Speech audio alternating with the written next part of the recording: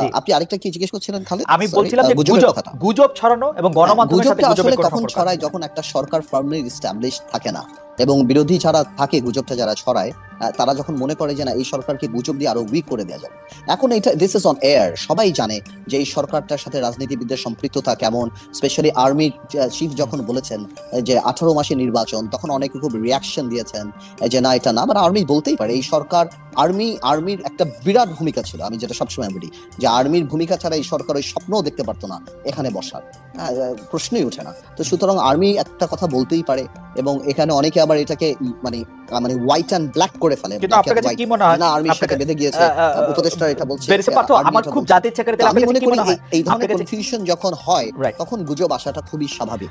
এবং আমাদের যে অপোজিট পক্ষ, আপনি যেটা বললেন যে আওয়ামী লীগের নেতা নাই, বাট গুজব করার নিশ্চয়ই অনেক লোক আছে। আপনি এটা ভুলে গেলে হবে না, আওয়ামী লীগের কাছে একটা বড় ভোট ব্যাংক আছে, 10 থেকে 15%, একটা বড় ভোট ব্যাংক আছে। বেশি পার্থ কেন আর করবে কিন্তু যাই হোক, আমরা ওই আলোচনা না যাই, আওয়ামী লীগ নিয়ে আরেকদিন কথা বলবো না। কিন্তু ঘটনা হচ্ছে যে প্রফেসর ইউনূস যে জেনে বুঝে, আপনার কথা যদি আমি সত্য ধরে নিই, জেনে বুঝে শুধু ছাত্রদের ক্রেডিট দিচ্ছেন, বলছেন ছাত্ররা তাকে নিয়োগ দিচ্ছে, তো সেইটা কি আসলে তিনি একটা জায়গা তৈরি করছেন কিনা যে আর্মির অবদানটা সেটা সরাসরি বা খোলাখুলি স্বীকার না করে? আপনি কি মনে করেন যে উনি একটা, না আমি ওনাকে বেনিফিট অফ দ্য ডাউট দিতে চাই। উনি ইজ আ সিম্পল পারসন, উনি পলিটিশিয়ান না, উনি কথার এত মার প্যাচ হয়তো বুঝতে পারছেন না। উনি হয়তো ওভার এক্সাইটেড, ওভারওয়েলড হয়ে বাচ্চাগুলো মানে এই ইয়াং ছেলেদেরকে উনি আরো প্রমোট করার জন্য হয়তো এই কথাগুলি মাস্টার মাইন্ড বা এই কথাগুলি বা রিসেট বাটন বা এই কথাগুলি উনি বলছেন। He doesn't mean any harm, আমি এটা মনে করি যে উনি কাউকে কষ্ট দিতে, কাউকে ছোট। কিন্তু আমরা যেহেতু রাজনীতিবিদের জায়গা থেকে দেখি, আমরা যখন মূল্যায়ন করি, আমাদের এখানে ছাড় দেওয়ার কোনো সুযোগ নেই, যার কারণে এই কথাগুলি নিয়ে সবাই বলে আসছে। বিকজ কেউ যদি মাস্টার মাইন্ড হয় তাহলে আমরা মাস্টার ব্রেইন, যেখান থেকে মাস্টার মাইন্ড বের হয়েছে। Because we have been working for this for last 15-20 years, এই পলিটিশিয়ানরা। আমি তাই বলার চেষ্টা করছি, I want to give mister Yunus the benefit of the doubt, যে উনি সরল মনেই হয়তো বলছেন, উনি পলিটিশিয়ান না, কথার মারপ্যাচ হয়তো উনি অত এক্সপার্ট না, এই কারণেই বলছে। এটার মধ্যে আমি কোনো কুট বা কাউকে ছোট করা বা ওকে কারোটা দেখছি না, বাট পুরো সিচুয়েশনটা আমি বলছি যে গভর্নমেন্টের একটা স্পোকসম্যান থাকা উচিত এবং কথা বলার সময় কমবোর্ড থাকা উচিত। আচ্ছা, আমরা আমদানির রহমান পার্থ, অন্তর্বর্তীকালীন সরকারকে আপনি কতদিন সময় দিতে চান নির্বাচনটা অনুষ্ঠান করার জন্য? আপনার মাথায় কি কোনো ক্যালেন্ডার, টাইমলাইন, ঘড়ি কিছু দেখতে পাচ্ছেন? আমার সাথে কোনো ক্যালেন্ডার, টাইমলাইন, বাট আমি বিশ্বাস করি সংস্কারগুলি নির্বাচনমুখী সংস্কার হওয়া উচিত, বড় সংস্কারগুলি প্রস্তাব থাকা উচিত, রাজনীতি দলের সাথে কথা বলা উচিত, ওনাদের একটা জেনারেল কমিটমেন্ট নেওয়া উচিত যে এই জিনিসগুলি যদি জাতির কাছে কমিটেড হয়। আমাদের সবচেয়ে বড় বিচার তো জাতি করে, আমাদের সবচেয়ে বড় বিচার জাতি করে। সুতরাং জাতির কাছে কমিটেড হওয়া উচিত যে বড় বড় সংস্কারগুলি ক্ষমতাকে ভারসাম্য আনার জন্য। এবং আমার বিশ্বাস সেটা ওই বিশ্বাসের জায়গাটা রাখা উচিত যে আগামীতে যারা পলিটিক্যাল গভর্নমেন্ট আসবে তারা এগুলি করবে, because they will be committed to the people. আর নির্বাচনমুখী সংস্কারগুলি এনাদের হাতে দেওয়া উচিত। আদারওয়াইজ ওনারা এমন কোনো সংস্কার করে টেকসই করতে পারবে না, আমরা যদি কোনোদিন পার্লামেন্টে যাই, ক্ষমতায় যাই, আমরা সেটাকে সরিয়ে ফেলতে পারবো না, এমন কিছুই হতে পারবে না।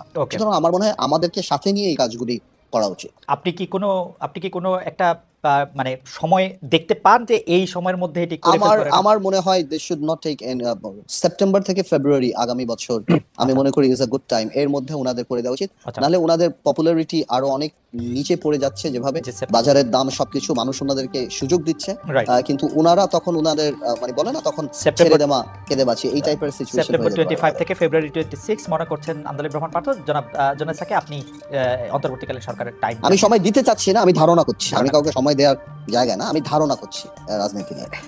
না, আমিও মানে শব্দটা কয়েন করতে ভুল করেছি। পার্থ বলেছে যে এই সময়ের মধ্যে হয়তো নির্বাচন হবে। জি জনাব সাকিব। আমি শেষ থেকে আসি। দেখুন, সময়সীমা নির্ধারণ করার মানে কোনো, আসলে আমারও কাছে কোনো ক্যালেন্ডার নেই। আমি মনে করি যে এই সরকারের কালক্ষেপণ করা ঠিক হবে না। অর্থাৎ জনগণ যাতে এরকম কোনোভাবে ধারণায় না পৌঁছান যে সরকার বোধহয় তাদের সময় দীর্ঘায়িত করার চেষ্টা করছে, এটা হলো 1 নম্বর। 2 নম্বর হচ্ছে যে কোনটা কালক্ষেপণ না, সেটা হচ্ছে যে এই ছাত্র শ্রমিক জনতার গণ অভ্যুত্থানের একটা রায় এসেছে, একটা নতুন রাজনৈতিক বন্দোবস্ত দরকার। সেটার জন্য ভিত্তি হবে একটা গণতান্ত্রিক সংবিধান, রাষ্ট্রীয় প্রতিষ্ঠানগুলোর সংস্কার, আইনের সংস্কার এবং একটা গণতান্ত্রিক নির্বাচন যার অংশ। ফলে এগুলো কোনোটা পরস্পর বিরোধী না। এখন এটার কোনটা আগে কোনটা পরে কি হবে, এই প্রশ্নে একটা কাজগুলো সুনির্দিষ্টভাবে কি, তার সময়সীমা কি দরকার, এটাই কিন্তু বারবার বলা হচ্ছে যে এই উত্তরণের পুরো পর্বটা স্টেক হোল্ডারদের সাথে, অংশীজনদের সাথে আর ভিত্তিতেই কিন্তু সময়সীমাটা ঠিক হয়। ফলে আমার স্পষ্ট জায়গাটা হচ্ছে যে সরকারকেই এই আলোচনার মধ্যে দিয়ে একটা রোড ম্যাপ তৈরি করতে হবে এবং জনগণের প্রত্যাশাটা পূরণ করতে হবে। আপনি কবে আমি একটু ফিরে আসি আগের আলোচনায়। আগের আলোচনাটা মানে আপনি বলেন, কিন্তু আপনি কবে নাগাদ নির্বাচনটা দেখতে চান বা নির্বাচনটা হলে ভালো হয় বলে আপনার কাছে? এগেইন আমি বলছি যে আমার কোনো ক্যালেন্ডার নেই, আমি বলছি যে কাজগুলো সুনির্দিষ্ট করলে সময়সীমাটাও নির্দিষ্ট হবে, জনগণের কাছে তখন রোড ম্যাপটা দিলে জনগণ বুঝতে পারবেন যে এই সময়টা দরকার এবং সেই জনগণ তো বুঝতে পারবে না, আমরা সকলেই কনভিন্স জনগণ তো বিশ্বাস করে এই সময়ের মধ্যে জনগণ তো বুঝতে পারবে না, জনগণকে তো মানে আপনারা যারা মত মোরল আছেন তারাই তো বুঝাবেন। হ্যাঁ, সেটা আলোচনা শুরু হয়নি এখনো, কিন্তু সেই আলোচনাটা সরকার শুরু করলে আমরা নিশ্চয়ই আমাদের অ্যাসেসমেন্টটা দেব। অ্যাসেসমেন্টটা আমরাও এখনো তৈরি করিনি, কারণ সরকার এই আলোচনাটা শুরু করার জন্য গত শনিবারও আমরা এটা বলেছি যে আপনারা আলোচনার মধ্যে একটা রোড ম্যাপ তৈরির বিষয়ে আসেন, কারণ জনগণ এটা প্রত্যাশা করছে। ওকে।